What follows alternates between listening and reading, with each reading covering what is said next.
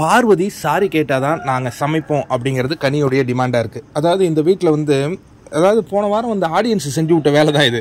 கனி எழுந்த உடனே பயங்கரமாக கை தட்டினானுங்க. உடனே கனி சுற்றி இருக்கிறவங்களாம் என்ன நினச்சிட்டாங்கன்னா, இந்த பிக் பாஸ் வீட்டில் இப்போ கனி தான் ஒரு மிகப்பெரிய செல்வா கூட மக்கள் மத்தியில் வாழ்ந்துகிட்டு இருக்காங்க. நினச்சாங்களோ இல்லையோ தெரில.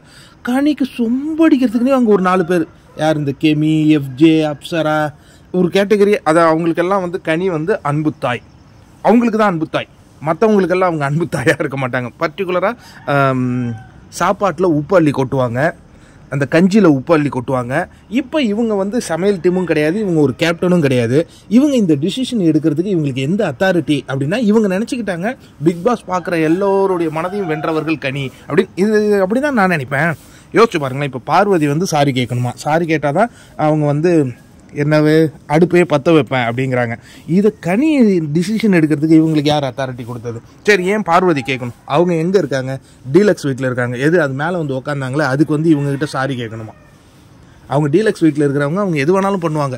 ஆனால் அதுக்கப்புறம் நீங்கள் யோசிச்சு பாருங்கள். போன வாரமும் பார்வதியை வந்து இதில் வச்சுருந்தாங்கல்ல, அந்த வீட்டுக்கு வேலை செய்ய போகும்போது அந்த ஒரு விஷயம், மொத்த குடும்பமும் ஒன்றா உட்காந்துக்கிட்டு பார்வதி நீ வந்து சாரி கேட்டுட்டு மீண்டும் போய் வேலை செய்யுமா? பார்வதி எடுத்த ஸ்டாண்ட்லேயே நின்னாங்க. அவங்க கடைசி வரையும் அந்த டீலக்ஸ் வீட்டுக்கு வேலை செய்கிறதுக்காக போவே இல்லை. இந்த முறையும் பார்த்தீங்கன்னா ஒட்டுமொத்த ஃபேமிலி உள்ளே உட்காந்துக்கிட்டு பார்வதி சாரி கேட்கணும், பார்வதி சாரி கேட்கணும். அவங்க சாரி கேட்டாங்களோ இல்லையோ, இவங்க 1000 முறை சாரி கேட்குறானுங்க. இதில் யார் புத்திசாலி, யார் கோமாளின்னு என்னால் கண்டிப்பாக உணரவே முடியல. அதுக்கப்புறம் அவங்க எடுத்து வைத்த வாதங்கள் எல்லாமே ஒரு காழ்ப்புணர்ச்சியுடன் இருக்கிறது மாதிரி தான் நமக்கு தெரியுது.